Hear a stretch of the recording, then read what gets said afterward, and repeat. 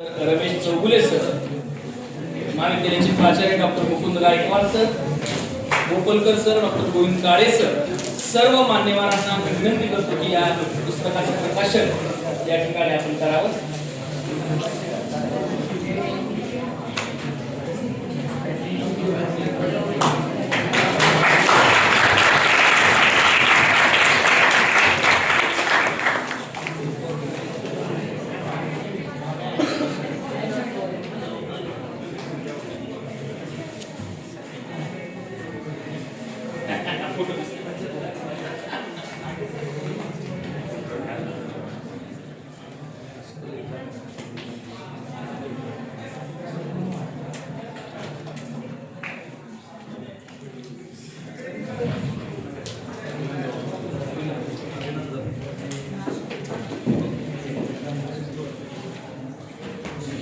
महाविद्यालयाच्या वतीनं डॉक्टर प्रवीण भाले सर आणि डॉक्टर ज्ञानेश्वर आपले जवान देशाच्या सीमांचं रक्षण करतात. त्यांच्या हातातलं शस्त्र अत्याधुनिक आणि अद्ययावत करण्याचं जर माझं काम असेल तर आवाज जात नाही, माईक सिस्टीम नाही ना त्यामुळे, तर अशा पद्धतीचं काम चालतं. मी प्रभावित झालो आणि त्या दिवसापासून मी कधीही वेळेकडे बघितलं नाही, कामाला महत्त्व दिलं आणि मी काम करत सुटलो. या अर्जुनचं 118 रणगाडे 14 फेब्रुवारी 2021ला आपण आर्मीला दिले आणि 14 फेब्रुवारी असल्यामुळं मी असं म्हणतो की it's a Valentine gift to the army from the society. आपल्या देशाकडून एक व्हॅलेंटाईन गिफ्ट आर्मीला दिली. 118 रणगाडे आपण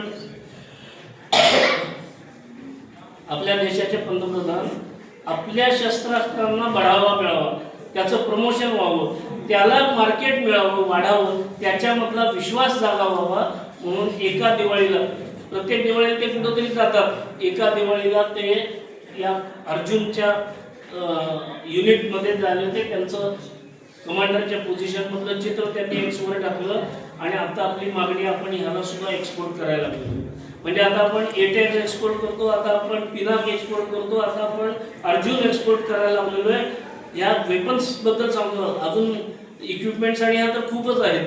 तर अशा पद्धतीचं सुद्धा काम, थोडक्यात वेळेचा अभाव असल्यामुळे मी सांगतोय की रणगाड हा फार महत्त्वाचा भाग आहे. इलेक्ट्रॉनिक्स सुद्धा खूप महत्त्वाचं आहे. तर सर बसलेत प्रमुख आहेत, त्यामुळं इलेक्ट्रॉनिक्समध्ये सुद्धा 15 लॅब जवळजवळ काम करतात आणि त्याच्यामध्ये रडार सिस्टीम्स असतात वेगवेगळ्या, त्या आपण स्वदेशी बनवल्या. म्हणजे प्रत्यक्ष शस्त्रास्त्रांना उपयोगी पडणारी इक्विपमेंट, वेगवेगळ्या पद्धतीचे रडार, मग ते हाय ॲल्टिट्यूडला माउंटेनमध्ये पण चालले पाहिजेत आणि कम्युनिकेशनसाठी काही गोष्टी लागतात, कॅचमेंटसाठी लागतात. कॉम्प्युटर्सचा पण तेवढाच प्रभाव इंटिग्रेशनसाठी होतो. त्या कॉम्प्युटर सिस्टीममध्ये सुद्धा 5 संस्था काम करतात. हैदराबाद आणि बेलारूसला सुद्धा या मिसाईलच्या लॅब आहेत. मगाशी जसं सांगितलं तसं क्षेपणास्त्र हा सुद्धा युद्धासाठी फार महत्त्वाचा भाग आहे. आणि डॉक्टर कलामांना ज्यांच्याबरोबर मी काम केलं त्यांना आपण सगळेजण मिसाईल मॅन ऑफ इंडिया म्हणून ओळखतो. कारण डॉक्टर कलाम यांना इस्रोतून मिसाईल बनवण्यासाठी आमच्या संस्थेत आणलं, DRDO मध्ये.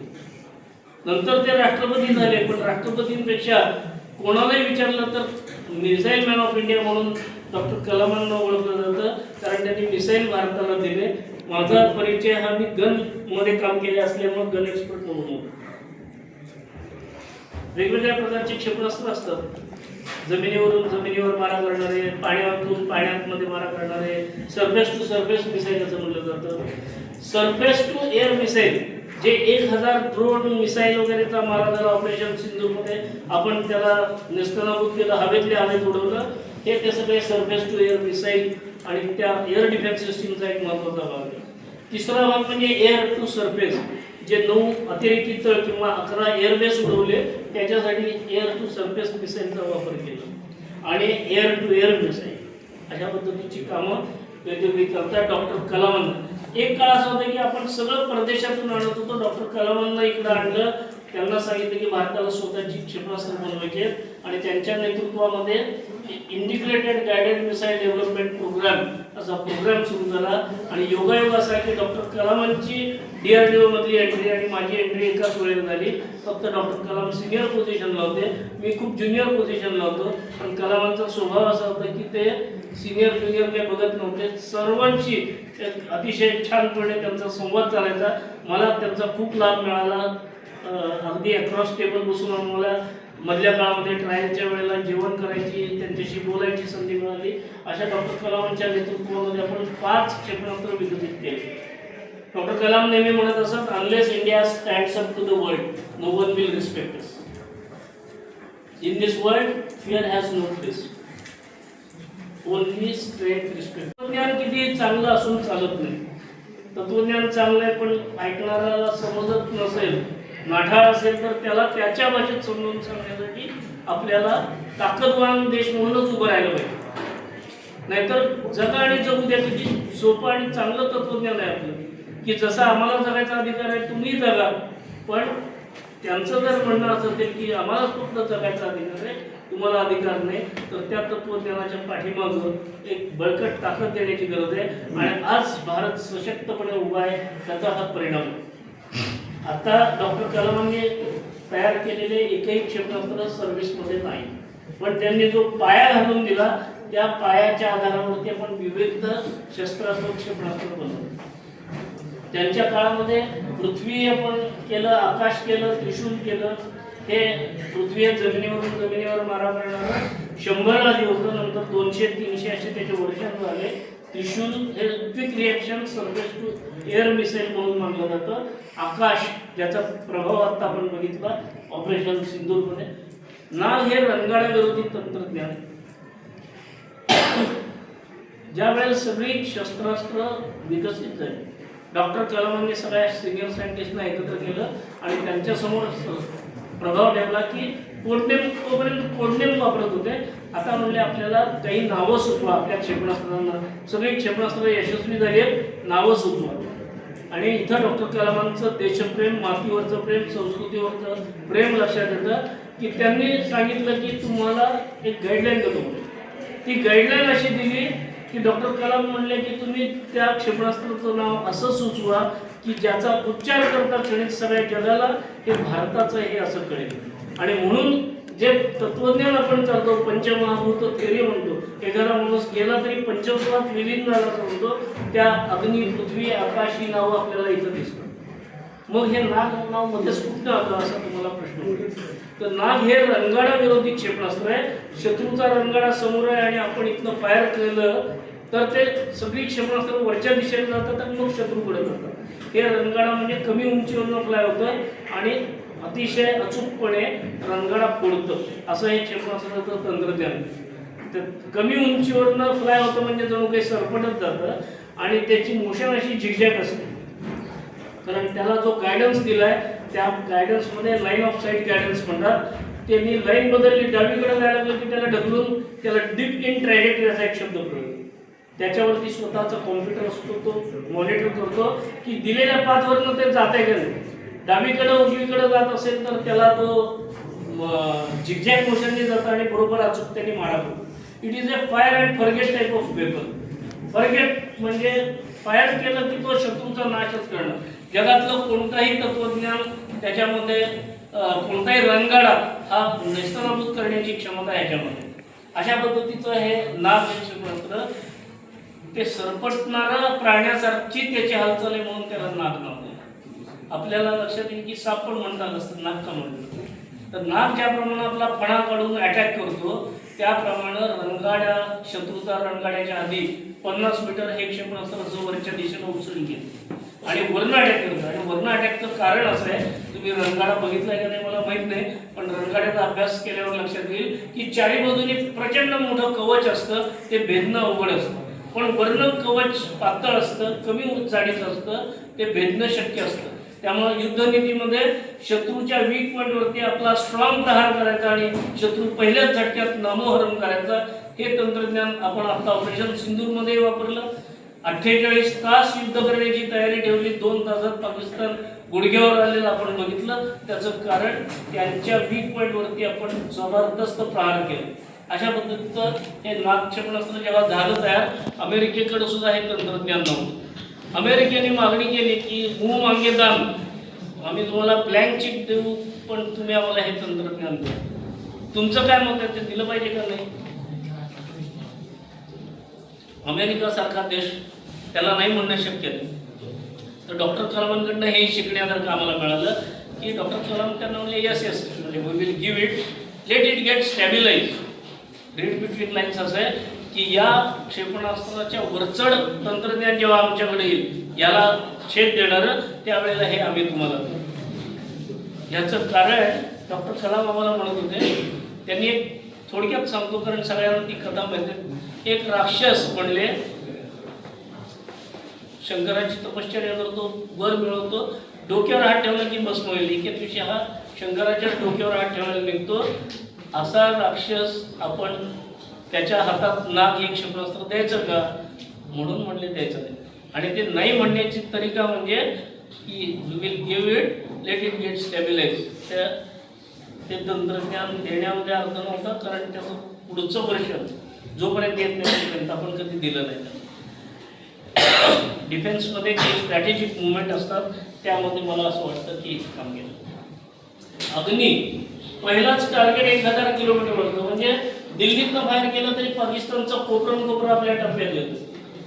पाकिस्तान, डॉक्टर कलाम म्हणले 90 सालीच आम्हाला की now still you feel Pakistan is a problem. Pakistan हा काही प्रॉब्लेमच नाही आहे. दिल्लीत कसलं तर जागेवर कुठलाही ठिकाणा उडवण्याची क्षमता अग्नीमध्ये. पण पाकिस्तानचा वापर करून घेऊन अन्य देश आपल्याशी लढणार आहेत. जसं युक्रेनचा वापर करून रशियाशी लढतात, तसं करणाऱ्यांपासून सावध राहायला पाहिजे. म्हणून आपण पृथ्वी मगाशी म्हणलं की डॉक्टर कलामांनी केलेलं एकही तंत्रज्ञान, एकही मिसाईल आता वापरात नाही, कारण ते आउटडेट झालं. पण त्या बेसवर आधारित प्रहार असेल, प्रलय असेल, शौर्य असेल, पृथ्वी असेल, अग्नीची सिरीज, अग्नी 1, अग्नी 2, अग्नी 3, अग्नी 4 असे अग्नी 1000 किलोमीटरचं टार्गेट उठवत असेल तर अग्नी 5 हे 5500 किलोमीटरपेक्षा जास्ती, ज्याला ICBM म्हणतो आपण, अशा पद्धतीचं काम करतो. आता आपण इतके प्रगत झाले आहोत, तंत्रज्ञान वाढवत जातो, त्याची प्रतही वाढते, क्वालिटी वाढते, ॲक्युरसी वाढते, वजन कमी करतोय, आकारमान कमी करतोय. तोच इफेक्ट मिळवण्यासाठी पैसा कमी लागला पाहिजे याचा प्रयत्न करतोय. आकाश प्राईम आणि आकाश NG म्हणजे नेक्स्ट जनरेशन हे आत्ता ऑपरेशन सिंधूरमध्ये वापरले गेले आणि त्याचा परिणाम. ब्राह्मोसचं तर काही सांगायलाच नको. आपण रशियाबरोबर ब्राह्मोस नावाचं क्षेपणास्त्र विकसित केलं आणि ते कुठल्याही प्लॅटफॉर्मवरनं फायर करता येतं. जमिनीखालनं, पाण्याखालनं, पाण्यावरनं, जमिनीवरनं, रेल्वेवरनं, विमानावरून, सगळ्या प्लॅटफॉर्मवरती ते फायर करता येतं. असं मल्टिपल व्हर्सेटाईल प्लॅटफॉर्मचं. आणि ह्याची कंपनी एक स्थापन केली आपण, ब्राह्मोस लिमिटेड नावाची. आणि ब्राह्मोस एअरस्पेस लिमिटेडचं उद्दिष्ट ठरवताना आपण असं ठरवलं की ही company design, develop, manufacture and मार्केटमध्ये सुद्धा हे ब्राह्मोस क्षेपणास्त्र देईल. आणि याचं उदाहरण तुम्हाला एक छोटंसं सांगतो, खूप महत्त्वाचं आहे की तुम्हालाही आवडेल की याचं मार्केट करण्यासाठी याचं टेस्टिंग कसं करणार. तर मध्ये एक बातमी तुम्ही वाचली असेल की चुकून एक ॲक्सिडेंटल फायर झालं आणि 125 किलोमीटर आत जाऊन ब्रह्मोस क्षेपणास्त्र पडलं, असं एक बातमी आली. ॲक्सिडेंटल फायर झाला, पण त्या ॲक्सिडेंटल फायरमध्ये सिद्ध हे झालं की चीनच्या रडार सिस्टीम याला कॅच करू शकत नाही आणि आपण काही करता येत नाही. अशा पद्धतीचं एक चांगलं योगदान एक ब्राह्मोसने तयार केलं आहे. पाकिस्तान आपण मार्केट करणार म्हणून अबुधाबीला प्रदर्शनामध्ये लावलं. त्यावेळचे जे प्रमुख होते शिवधानू पिल्ले, त्यांनी ते प्रदर्शनात लावलेलं असताना सगळे देश येऊन बघून जात होते. पाकिस्तान पण आला. पाकिस्तानचा प्रमुख आला आणि त्यांनी त्याला विचारलं की हे तुम्ही विकणार आहात का. सगळी माहिती दिली, त्याचा प्रभाव कसा आहे, काय नाही, काय कळतं, त्याचे सगळे गुणधर्म सांगितले. ते सांगत बसत नाही आता. पण पाकिस्तानने विचारलं की हे तुम्ही विकणार आहात. ते म्हणले हो, म्हणून आम्ही इथं प्रदर्शनात मांडलेलं आहे. त्यांनी दुसरा प्रश्न विचारला की तुम्ही मुसलमान देशांना विकणार आहात, कारण त्यांना असं वाटत होतं की हे मुसलमान देशांना विकणार. शिवधानू पिल्ले म्हणले नो प्रॉब्लेम, आम्ही ते मुसलमानांसाठी पण विकणार आहोत, म्हणून तर अबुधाबीतल्या प्रदर्शनामध्ये मांडलेलं आहे. तिसरा प्रश्न त्यांनी डायरेक्ट विचारला राहुल नेते त्यांनी असा प्रश्न केला की तुम्ही पाकिस्तानला हे क्षेपणास्त्र विकणार आहात का? हे 20 वर्षापूर्वीची गोष्ट सांगतोय. शिवधानू पिल्लेंनी पाकिस्तानच्या चीफला सहजपणे सांगितलं, for Pakistan there is free delivery, की जी 10 मेला आपण करून 11 त्यांचे उद्ध्वस्त केले, याचा अनुभव घेतला. फ्री डिलिव्हरी याचा अर्थ पाकिस्तानच्या बरोबर कसा व्यवहार करत आहे ते त्यावेळेला सांगितलं. पुढे बघूयात आपण. संपत आलाय आता की कलामांचं खूप काम आहे. त्यांचं नाव देण्यासाठी, त्यांची लिगसी जपण्यासाठी के सिरीज नावाची क्षेपणास्त्र आहेत की जे मागच्या आठवड्यामध्ये डिसेंबरला 31 डिसेंबरला शेवटच्या दिवशी जे फायर केलं आपण, त्याला म्हणतात K4. 3500 किलोमीटर रेंजचं आहे. पण या सगळ्याला कलामांचं नाव दिलेलं आहे म्हणून त्याला के सिरीज, की जे पाणबुडीवरनं फायर केले जातात. आपल्याकडे पाणबुड्या पण आहेत. पुढे होतो ICBM मगाशी सांगितलं की इंटर कॉन्टिनेंटल बॅलिस्टिक मिसाईल, एका खंडातून दुसऱ्या खंडामध्ये मारा करण्याची क्षमता असणारं 5500 किलोमीटर पेक्षा जास्ती अंतर त्याचं जाऊ शकतं असं हे मिसाईल आहे. त्याचा वेग आवाजाचे 24 पट असतो. अवकाशात जातं, तिथनं बाहेर येतं आणि परत येतं. अशामध्ये लाईफ सायन्सेसचं मी फार उदाहरण देत नाही, पण कोविडच्या काळामध्ये अशा पद्धतीची हे केलेली आहेत. सगळे इक्विपमेंट जे लागतात त्या पद्धतीने त्याची लस तयार करणं वगैरे असं आपण काम केलं. नेव्हीसाठी सुद्धा जशी आपली 15,200 किलोमीटरची बॉर्डर आहे तशी बॉर्डर ही या नेव्हीच्यासाठी आहे. आणि नेव्हीचं जे बॅकग्राऊंड आहे त्याच्यासाठी सुद्धा आपण कामं केलेली आहेत. त्याच्यात INS विक्रांत नावाची युद्ध नौका आपण स्वतःची बनवली, स्वदेशी बनवली आणि विमान 40 विमानं जाऊ शकतील असं हे INS विक्रांत देशाला अर्पण केलं. ऑपरेशन सिंदूरच्या वेळेला INS विक्रांत नुसती समुद्रात उतरली तर कराची बंदरातून त्यांचं एकही जहाज जागचं हल्लं नाही, कारण हल्लं असतं तर ते संपलं असतं. ही असा दरारा निर्माण करणार आहे आणि म्हणून स्वदेशी बनवणीचं आहे. पंतप्रधान दिवाळीला त्याच्यावर होते आणि त्यांनी सांगितलं की बस नाम एक काफी आहे. पाणबुडी आपण विकसित करतो त्यात अरिहंत नावाची पाणबुडी, पाण्यातून जे जातात त्याला टॉर्पिडो म्हणतात. मटेरियल्स सुद्धा लागतात, त्या सगळ्या मटेरियल्सवर आपण नंतर कधीतरी बोलू. पण वेगवेगळ्या पद्धतीचं मॅनपॉवर लागते, ती पण मॅनपॉवर तयार करायला लागते आणि टेक्नॉलॉजीजचा वापर करावा लागतो. सगळ्यांच्या माहितीसाठी की स्पेसमध्ये सुद्धा आपण खूप काम केलेले आणि त्या स्पेसमध्ये डॉक्टर विक्रम साराभाईंच्या नेतृत्वामध्ये 1963 साली सायकलच्या कॅरियरवर भाग नेत होते या स्थितीत आपण होतो.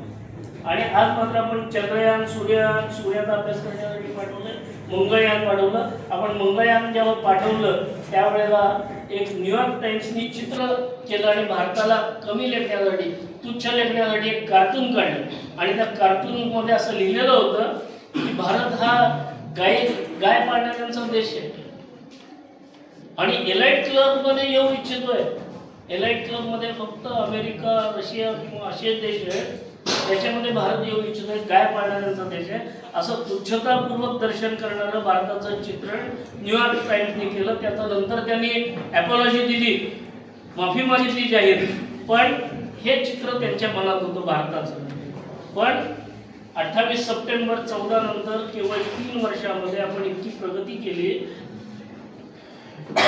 104 उपग्रह एकाच लॉन्चमध्ये आपण अवकाशात सोडले. प्रत्येकाची कक्षा वेगळी, प्रत्येकाला इंजेक्शन वेगळं, प्रत्येकाची स्थिरता वेगळी, प्रत्येकाचं कार्य वेगळं. एकाच लॉन्चमध्ये 104 असा भीम पराक्रम भारताने केला. तोपर्यंत रशियाचं 35 उपग्रहांचं रेकॉर्ड होतं. आपण एकदम 104 वर लिहून ठेवलं आणि ह्या 104 पैकी केवळ 2 उपग्रह भारताचे होते. 104 पैकी केवळ 2 आपले सोडले, तर बरेचसे परदेशी होते आणि त्यातले 90% पेक्षा जास्त अमेरिकन होते. म्हणून भारतातलं जे टाइम्स ऑफ इंडिया नावाचं मॅगझिन आहे त्यांनी एक कार्टूनला उत्तर दिलं. त्या मगाशी भारताला तुच्छ लेखणारा जर कार्टून होता त्याला सांगितलं की भारत हाच एलाइट क्लब आहे आणि आता सगळे देश आमच्याकडं आपले आपले उपग्रह घेऊन आमचा सोडता का, म्हणून मागे लागलेले. हे स्थित्यंतर झालेलं आपण बघतो. आज चंद्रयान 3, 2 वगैरे सगळे बघतो आपण. खूप ॲसेट आहेत आपले. आता विषय वेगळा असल्यामुळे मी हे जरा स्किप करतो. पण अशा सगळ्या ॲसेटचं जे अवकाशात आहेत त्याचं रक्षण करण्याचं काम मिसाईल टेक्नॉलॉजी, अँटी मिसाईल किंवा अँटी सॅटेलाइट मिसाईल विकसित करून आपण केलं. म्हणजे भारत हा जमिनीवरती ताकदवान आहे, पाण्यामध्ये ताकदवान आहे, हवेमध्ये ताकदवान आहे. भारताची शक्यता अवकाश क्षेत्रातही आहे आणि अवकाश क्षेत्रात आपण चंद्रावर पण तिरंगा फडकवलेला आहे. डॉक्टर कलामांना ज्या वेळेला चांद्रयान पाठवायचं होतं त्यावेळेला ब्रीफ केलं तर डॉक्टर कलामांनी त्यांना एक सूचना दिली. त्यांनी सांगितलं की त्याच्यावर तिरंगा रंगवून पाठवावं. म्हणजे मार्क आपल्या देशाचा. काही एक व्हॉट्सअपवर एक मला मेसेज आला होता. त्यात असं म्हणलं होतं हे जेव्हा चंद्रयान 1 गेलं त्यावेळेला, कारण 1 वरती आपण जी प्रोब टाकली होती त्याच्यावरती तिरंगा रंगवलेलं प्रोब टाकले. तर त्याच्यात असं लिहिलं होतं की काही देशांच्या झेंड्यावरती चंद्र आहे, आमचा झेंडाच चंद्रावर लावलेला. अशा पद्धतीचा एक भाग अशा पद्धतीने या मिशन शक्तीमुळे काय झालं तर ह्याच्यामुळे ताकद निर्माण झाली आणि त्याच्यात आपण जगाला दाखवून दिलं की अवकाशातला सुद्धा एखादा उपग्रह अचूकतेने आपण एखादा मिसाईल फायर करून तुटू शकतो. आता ह्याची क्षमता आपल्याला इथे चित्र बघून लक्षात येणार नाही, पण हा जो उपग्रह आहे तो बंदुकीच्या गोळीच्या 10पट वेगाने फिरणारा 300 किलोमीटर अंतरावरती, म्हणजे त्याला बघायचं म्हणलं तरी दिसत नाही, परंतु एक मिसाईल इथनं सोडलं, अचूकतेने त्याचे तुकडे तुकडे केले, नॅनो सेकंद पर्यंत इतक्या प्रिसाइजली आपण काम करू शकतो. आणि त्यामुळे test provides credible deterrence to safeguard our space assets and security. याच्याच बरोबर test demonstrate technical capabilities of extremely high degree of precision. किती हाय डिग्री ते मी तुम्हाला समजून घेतो. अशा रीतीने आता भारताकडं सर्व प्रकारची शस्त्रास्त्र संपत आहे. बस अण्वस्त्राची कमी होती ती आपण 98 साली 5 अणुस्फोट करून, बाजपेयीच्या काळामध्ये 5 अणुस्फोट करून भारताला अण्वस्त्र संपन्न केलं. त्याचे नेते होते डॉक्टर कलाम आणि डॉक्टर चिदंबरम. आणि या नेत्यांचं वैशिष्ट्य होतं म्हणजे लहानपणी आम्ही पद्य म्हणत होतो. 10वीत असताना पंढरपूरला माझं शिक्षण झालं. 10वी-11वीत असताना पंढरपूरच्या वाळवंटामध्ये पद्य म्हणायचो की अणुयुद्धाची नौबत वाचे भारतवर्षा सज्ज करू. आता आम्ही त्यावेळेला काय भारतवर्षात सज्ज करू शकलो असतो, ते वय पण नव्हतं आमचं, पण मनामध्ये माझ्या एक ठाम भूमिका असेल तर असा विचार घेतलेला एक जण जेव्हा पंतप्रधान होतो, निर्णय घेतो आणि भारताला अण्वस्त्रधारी देश बनवतो हे आपण बघितलं.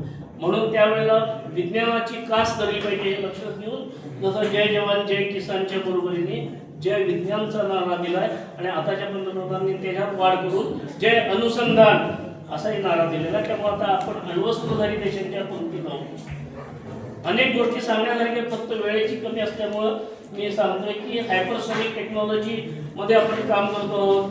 अँटी रेडिएशन मिसाईल रुद्रमचा आपण आता वापर केलेला आहे. स्मार्ट हे गेम चेंजर टेक्नॉलॉजी आहे. त्याच्यानंतर अभ्यास, अरिहंत अशा पद्धतीचे बरेच गोष्टी आहेत. भारताकडे या सगळ्या गोष्टी आहेत. जग आपल्याकडे कसं बघतो तर आत्मनिर्भरतेचा एक प्रकारचा आत्मविश्वास, ताकद आपल्याकडे आहे. आता याचं फक्त एक वाक्यात सांगतो की पूर्वी केवळ 4,312 कोटीचं उत्पादन आपल्याकडं होतं. पूर्वी म्हणजे 2014 पर्यंत. आता मात्र आपण एका वर्षामध्ये 1,27,000 कोटीचं प्रोडक्ट डिफेन्स आणि त्यातले 23,622 कोटी आपण निर्यात केलेली. म्हणजे एक काळी आम्ही आयात करणारा देश म्हणून होतो सर्वात जास्ती. आज आपण आपल्या शस्त्रास्त्रांची निर्यात करायला गेलो आणि टार्गेट असं ठेवलं आहे की येत्या 4 वर्षामध्ये 29 पर्यंत 3 लाख कोटीचं प्रोडक्शन झालं पाहिजे आणि 50 कोटीचं निर्यात झाली पाहिजे. हे आकडे आहेत, टार्गेट आहेत. ते ऑपरेशन सिंदूरच्या आधीचे. ऑपरेशन सिंदूरमुळे स्वाभाविकपणे 4 वर्ष थांबायची गरज नाही, 2 वर्षातच आपण क्रॉस करू हा मला विश्वास वाटतो. जग आपल्याकडे कशा अर्थाने बघतंय. चित्रकारांनी खूप छान काढले म्हणून मी बोललो नाही करणार की भारत आता तांडव करतोय, पाकिस्तान तुडवला जातोय, सगळं जग अचंबित झालंय. आणि चित्रकाराने त्यात हे दाखवलंय की केवळ नुसती शक्तीच्या जोरावरती काम चालत नाही, तर शक्तीबरोबर ॲग्रिकल्चर असेल, इंटेलेक्च्युअल असेल, कला असेल, सर्व क्षेत्रामध्ये आपण पुढे गेलं पाहिजे, तरच भारत हा विकसित भारत 2047चा होईल. डॉक्टर कलाम नेहमी म्हणत असत की are born with divine parents. Our effort should be to give wings to this fire and glow of its goodness. मला वाटतं कलामांचं विद्यार्थ्यांसाठीचं सांगण्याचं एवढं सांगून मी माझ्या भाषणाच्या समारोपाकडे येतो.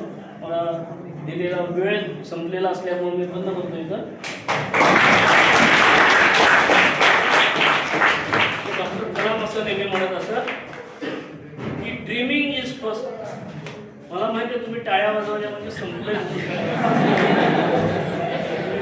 कारण विषय मोठा आहे, त्यामुळे मी पळवलं थोडंसं. मधल्या काळामध्ये फार काही सांगता आलं नाही, पण डॉक्टर कलाम म्हणत असत dreaming is the first step. दुसरी स्टेप, ड्रीम बघितल्यानंतर ते पूर्ण होईपर्यंत तुमची झोप उडली पाहिजे, असं काम केलं पाहिजे. आणि तिसरा भाग असा आहे की 4 थिंग्स विद्यार्थ्यांसाठी आहे, म्हणून मी स्लाइड दाखवली. हे तुम्हाला इंटरनेटवर पण मिळेल. पहिलाच गोष्ट म्हणजे प्रत्येकाचं ग्रेट एम असलं पाहिजे. सगळ्याचं ग्रेट एम काय आहे, तर देशाला 2047 साली विश्वगुरू बनवायचा हा एम आहे. त्याला अनुसरून आपण ज्या क्षेत्रात काम करू शकतो तसं एम ठेवलं पाहिजे. दुसरी गोष्ट, एम मिळवण्यासाठी ॲक्वायर नॉलेज, आणि नॉलेज ॲक्वायर करण्यासाठी किंवा काम करण्यासाठी ते स्वप्नपूर्तीसाठी हार्डवर्कला पर्याय नाही. नुसते मोबाईलवर किंवा सॉफ्टवेअरनी काम होणार नाही. प्रत्यक्ष घाम गाळून काम केलं पाहिजे, अभ्यास केला पाहिजे. No shortcut for anything. अभ्यासाला पर्याय नाही. कदाचित मार्ग मिळतील पण समजणार नाही तर तुम्ही आयुष्यात काही करू शकणार. त्यामुळे विद्यार्थी म्हणून माझं सांगणं असं आहे की तुम्ही जर एखादी गोष्ट समजून घेतली तर मार्ग कुठं जात नाही, पण मार्कासाठी तुम्ही काम केलं तर ती समजली नसेल गोष्ट तर आयुष्यात तुम्हाला ते उपयोगी पडणार नाही. अशा पद्धतीचं काम आहे. ते काम जर करायचं असेल तर विकसित भारत हे करणं, आपल्याला विश्वगुरू भारत बनायचं. डॉक्टर कलाम असं म्हणायचे आम्हाला की आपल्याला पहिला नंबरवरती भारत आणला पाहिजे, असं स्वप्न नाही आपलं. कारण म्हणजे पहिला नंबरवर असेल तर दुसऱ्या नंबरचा देश, तिसऱ्या नंबरचा देश, चौथ्या नंबरचा देश कायम तुमच्या विरोधी कारवाया करणार, तुमच्या तंगड्या घेणार, तुम्हाला कुठंतरी मग तुमच्यावर टेरिफ काय लावेल. तुम्ही जरा आर्थिक उन्नती करायला लागले की 500% टेरिफ करण्याची घोषणा काय करेल, काही करेल. H1 व्हिसा 1 लाख करेल, काय तर करेल. आपण त्याला भीक घालायचे कारण नाही. त्याचं कारण आपण स्वबळावरती, स्वतःच्या ताकदीवरती विश्वास ठेवून आपण काम केलं पाहिजे. इतक्या पुढे निघून गेलं पाहिजे की पहिला नंबरच काय, जगातला कुठलाही देश आपल्या विरोधीच राहणार. सर्वेषाम अविरोधेन, कोणाचाही जगात विरोध राहणार नाही. हे जे आमचं तत्वज्ञान पूर्वी होतं त्याच स्थितीला विश्वगुरू म्हणतात. विश्वगुरू याचा अर्थ आम्ही आता गुरु आहोत आणि तुम्ही शिष्य असं नाही त्याचा अर्थ. तर भारत म्हणलं की जगाने आपल्याकडं आदराने काम केलं पाहिजे, बघितलं पाहिजे. हा आदर हा असा तसा मिळणार नाही. आमच्या पिढीने काय केलं हे आता तुम्हाला सांगितलं. भविष्य तुमच्या हातात आहे. 2047चा भारत हा विश्वगुरू करण्याचं काम तुमचं आहे. तुम्ही प्रामाणिकपणे काम करा. देश हर काम देश के नाम, असा जर मंत्र आज आपल्या गात्यातून घेतला, बाकी सगळं विसरून गेला तरी चालेल. हर काम देश के नाम हे घेऊन आपण पुढे जाऊया. धन्यवाद.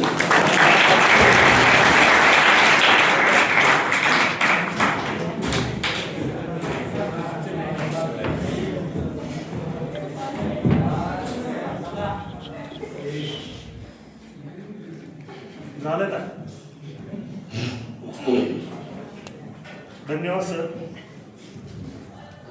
आज आपण भारत देश हा संरक्षण क्षेत्रामध्ये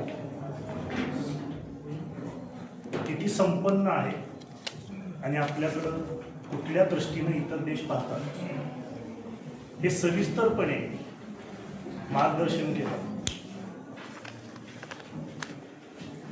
बऱ्याच गोष्टी आम्हाला सुद्धा या ठिकाणी माहीत नव्हत्या की सध्या काय चालू आहे, विज्ञान क्षेत्रामध्ये शास्त्रज्ञ कुठल्या दिशेने जात आहे, आणि देशासाठी काय करत आहेत. आणि आपण इथं 2 तास सुद्धा त्यांना ऐकायला तयार नाही. आजच्या नवीन पिढीला घाई आहे जास्त. पण हेच सर आपल्याला एक उदाहरण आहे. बीड सारख्या मागासलेल्या जिल्ह्यामध्ये आज आपण बीडला कुठल्या दृष्टीनं पाहतो. अशा ठिकाणचे एक विद्यार्थी विज्ञानामध्ये रस दाखवतो आणि ज्यांना अख्खं जग मानतं, डॉक्टर APJ अब्दुल कलाम यांच्यासोबत ते काम करतात आणि आपल्या देशासाठी संरक्षण क्षेत्रामध्ये स्वतःचं योगदान देतात.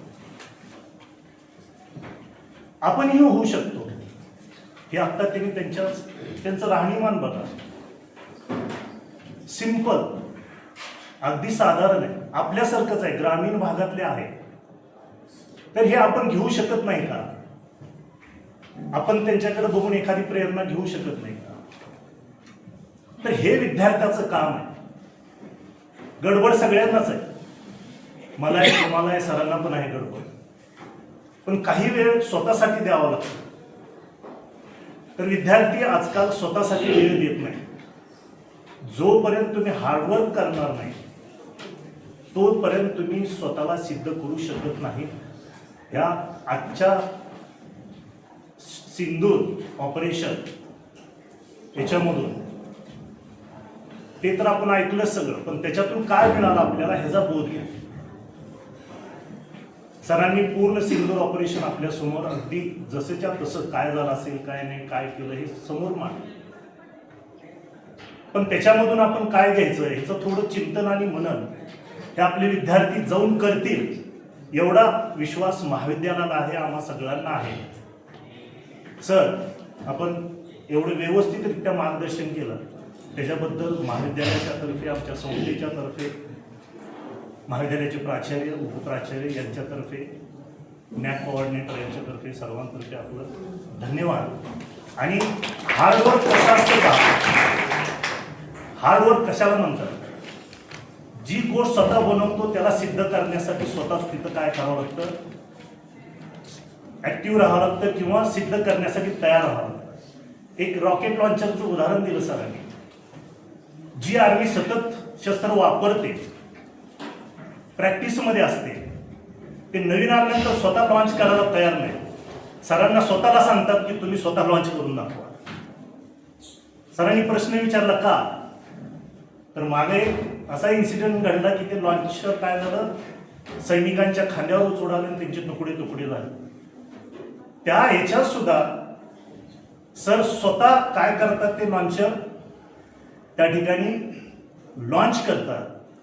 म्हणजे हार्डवर्क आणि त्याच्यामधून मिळणारा आत्मविश्वास हे आपण आज विद्यार्थ्यांना दिला सर, त्याच्याबद्दल आपले खूप खूप आभार. फिजिक्स मधील Raman effect, scattering of light by molecules यासाठी नोबेल पारितोषिक मिळालं, जे की भारतामध्ये फिजिक्समध्ये मिळणारं ते पहिलं नोबेल होतं. म्हणजेच डॉक्टर CV रमन सरांना जे नोबेल पारितोषिक मिळालं ते भारतात पहिल्यांदा मिळालं, ते रमन सरांना. आपण विचार करायला हरकत नाही, सध्या जर बघायला गेलं आपल्याला तर विज्ञान आणि तंत्रज्ञान बघतोय, मेडिकल क्षेत्र असेल, ऍग्रिकल्चरल असेल, ट्रान्सपोर्ट असेल, कम्युनिकेशन असेल अथवा इन्फॉर्मेशन टेक्नॉलॉजी असेल, या क्षेत्रामध्ये विज्ञान आणि तंत्रज्ञान यामधील संशोधनामुळे त्याने एक नवीन उंची गाठता येत आहे. विज्ञान आणि तंत्रज्ञान ही यामधील संशोधन ही काळाची गरज बनलेली आहे. का तर एनर्जी क्रायसिस असतील अथवा मेडिकल इमर्जन्सी असतील, आता संरक्षण क्षेत्रामध्ये सायबर अटॅक असेल अथवा सीमेवरील होत असलेले बॉम्ब हल्ले असतील, ड्रोन हल्ले असतील, याच्यामध्ये विज्ञान आणि तंत्रज्ञान याच्या माध्यमानं आपण नवनवीन टेक्नॉलॉजी, नवनवीन आयडिया याच्या मार्फत आपण त्याच्यावरती सोल्युशन काढू शकतो. आणि याच अनुषंगानं आजच्या या CV रमन व्याख्यानमालेमध्ये आपण सध्या विज्ञानामध्ये असणाऱ्या विविध संधी, विज्ञानामधील संशोधन, त्यामधील अडचणी या आज आपल्याला ऐकावयास मिळणार आहेत. त्या बाबतीतलं ज्ञान आज प्राप्त करण्याला आपल्याला मिळणार आहे. तर मी सर्वांना आवाहन करतो की आपण सर्वांनी आज आपल्यासाठी 2 व्याख्याते लाभलेले आहेत. या कार्यक्रमाचे उद्घाटक आणि धाराशिव उपकेंद्राचे संचालक सन्माननीय चौगुले सर, त्याचबरोबर महाविद्यालयाचे प्राचार्य doctor Gaikwad sir, Govind Kale sir, माझ्या रसायनशास्त्र विभागाचे विभाग प्रमुख कोपलकर सर, या महाविद्यालयाचे उपप्राचार्य माझे सन्मित्र डॉक्टर प्रवीण भाले सर, उपस्थित सर्वच प्राध्यापक वर्ग आणि विद्यार्थी मित्र, आजच्या या सुंदर कार्यक्रमाच्या वेळी मलाही आणि माझे मित्र डॉक्टर प्रवीण भाले सर, आम्हा दोघांना असं वाटलं की आपला थोडासा स्वार्थ साधूया. आजच्या या कार्यक्रमाच्या निमित्तानं मार्गदर्शनासाठी एक असे विशेष अतिथी येत आहेत आणि आमचं पुस्तक तयार होतं. तर हे तयार झालेलं पुस्तक अशा विशेष अतिथींच्या उपस्थितीमध्ये त्यांच्या शुभ हस्ते आज ते विद्यार्थ्यांच्या पुढे आणावं, विद्यार्थ्यांच्यासाठी आणावं, हा थोडासा आम्ही अभ्यास करून आज या पुस्तकाचं प्रकाशन केलं.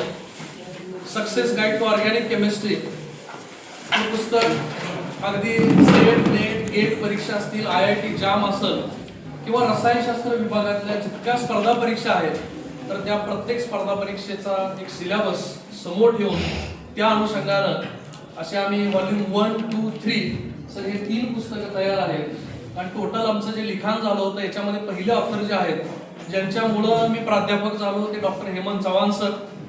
माझ्यासारखे 36 ते 40 मुलं ज्यांनी प्राध्यापक केली, आम्हाला घडवलं, असे चव्हाण सर, प्रवीण भाले सर, मी, माझे दुसरे सिनियर आहेत संदीप देशमुख सर. आम्ही सगळ्यांनी मिळून असं ठरवलं की आपण जे वाचलं, आपण जे अभ्यासलं ते ऑर्गॅनिक केमिस्ट्री कुठं तर उतरवूया.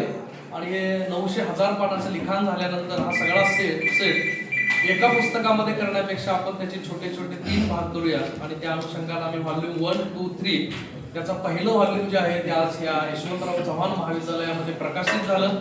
मी या पुस्तकाचा ऑथर या नात्यानं, माझ्या सेशनमध्ये मी माझा विषय बोलन, पण या पुस्तकाचा एक ऑथर, लेखक या नात्यानं आज मला या पुस्तकाचं प्रकाशन करण्याची संधी या महाविद्यालयामध्ये दिली. त्याबद्दल मी सर्वप्रथम या शिक्षण संस्थेचे सन्माननीय सचिव उल्हासदादा बोरगावकर साहेब, महाविद्यालयाचे प्राचार्य गायकवाड सर आणि आपण सर्वच उपस्थित प्रमुख अतिथी आपल्या सर्वांचं मी आभार मानतो आणि माझं 2 शब्द थांबवतो. धन्यवाद.